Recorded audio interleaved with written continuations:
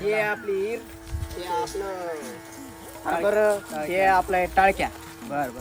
तुमचा वाघ कुठे गेला? आपला वाघ का? आपला वाघ आता बिजी आहे. कुठं? मी बायको- टाळ उपटू का? थांब ना, सकाळी तू पडला होता की तुझा टाळ दुसरा टाळच खात बसतो काय रात्रच्या मग ठस ठूस करत राहतो. कशाला ओरडतो बाबा? अहो पण 17 बरे टाळ खातात का? हा, आपला काय विषय होता? हा, आपला तुझा वाघ वाघ आपला निंदायला आहे बायको संग. काय बोलता? अहो काय सांगू तुम्हाला, ते लग्नाच्या आधी वावरात पाय ठेवत नव्हता, आता बायको संग निंदायलाय. आणि तेच नाही तर घरी स्वयंपाक करू लागायलाय, भांडे घासू लागायलाय, सकाळ सकाळी धुणं देऊ लागायलाय.